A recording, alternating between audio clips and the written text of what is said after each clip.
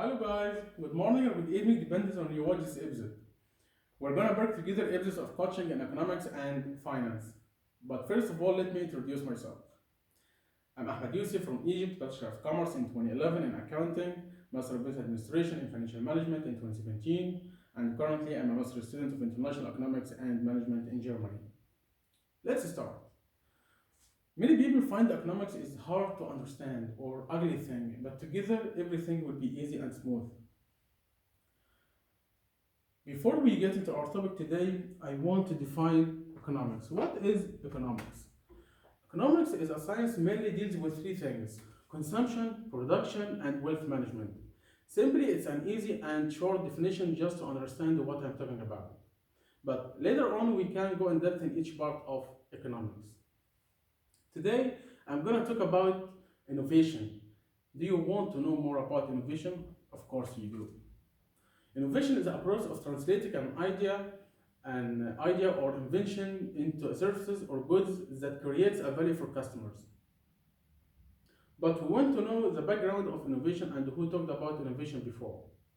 In 1943, there was an historian, a scholar in economics and politics called Joseph Schumpeter. He was studying the relation between market structure and the R&D which is supposed to be in companies.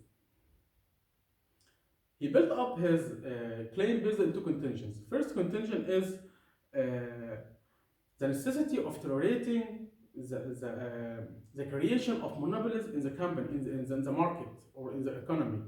Why? To encourage producers to innovate and satisfy the customer needs, and hence it will be a booming in the economy, and it will be a good thing for the whole country. Second contention is large firms are more capable of undertaking the R&D than smaller ones in terms of or from point of view of its capacity. But on the other hand, there are three obstacles which affect the efficiency of R&D in companies. What are these obstacles?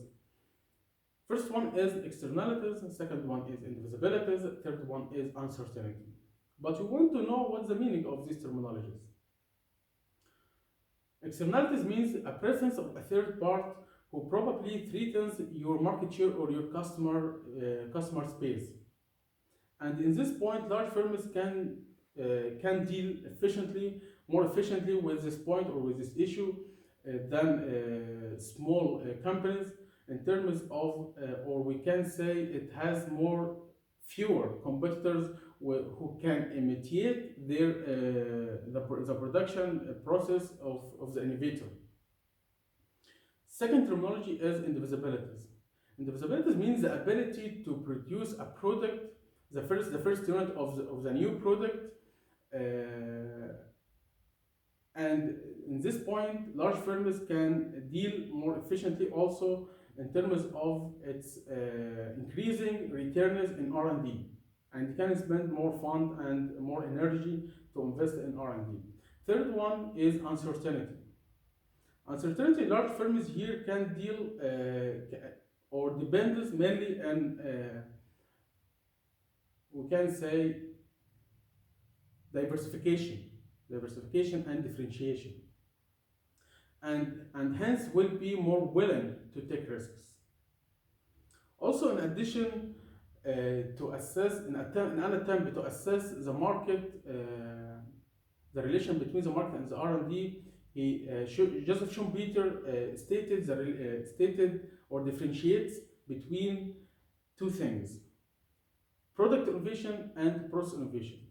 Product innovations mean generating, introducing, and diffusing a new product, keeping the process as it is unchanged. On the other hand, process innovation, generating, introducing, and diffusing a new process, keeping the product as it is. And here in this point, we will deal more or we pay more attention to the process innovation, because actually we have the product in the market and we want to attract we want the product attracts more customers or to take over the market share of the others. So, process innovation has two types: drastic innovation and non-drastic innovation. And we can show the difference between them here over the board from the drastic and non-drastic. Drastic and non-drastic. What's the meaning of drastic innovation? Drastic innovation make like a cost reduction in the process of the production,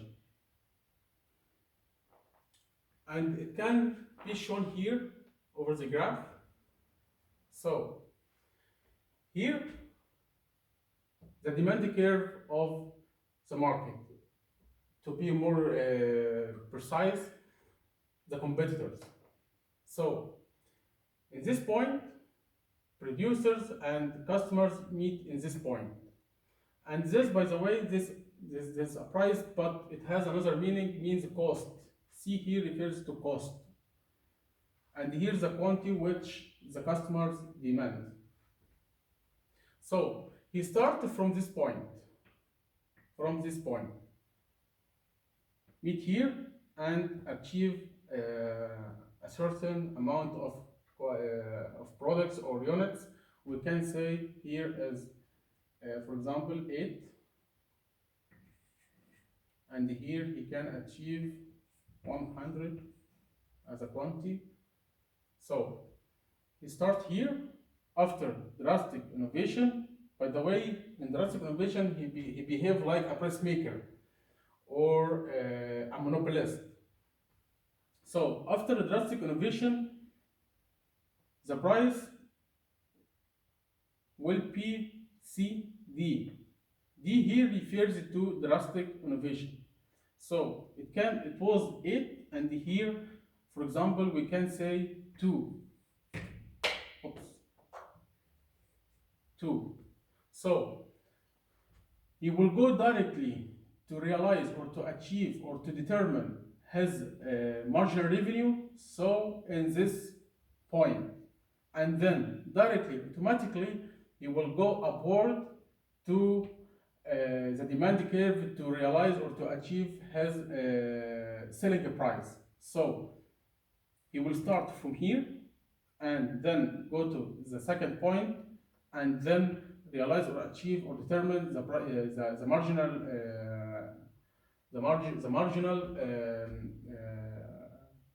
revenue.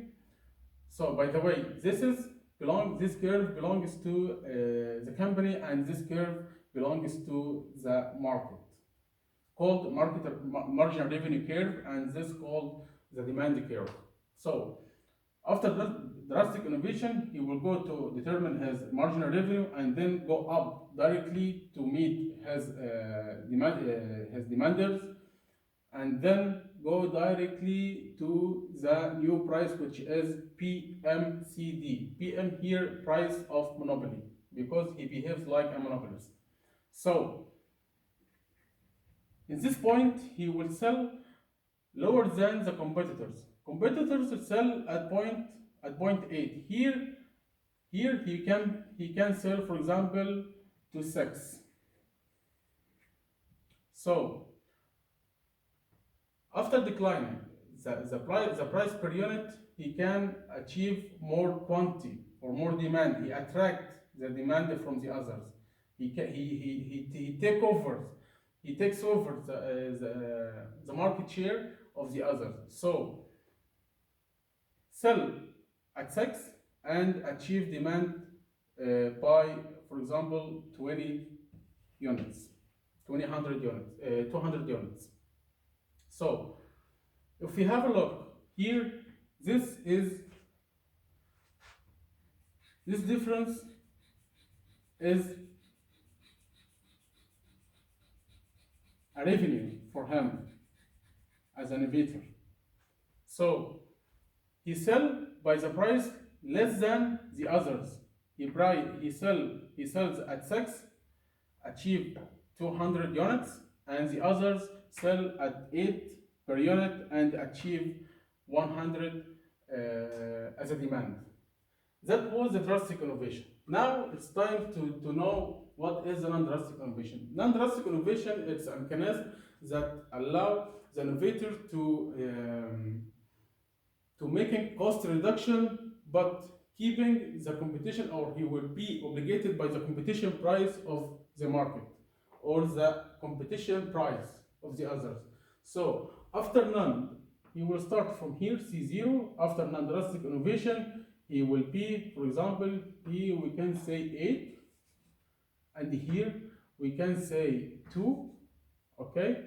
Then after non-drastic innovation, he will go to determine his marginal revenue, then go up directly, because the graph will take him directly upward to meet his demand as the demand curve in this point, and then he will put him over the competition price, and that will not work because he will sell above in a price above the others. So he will sell, for example, in 10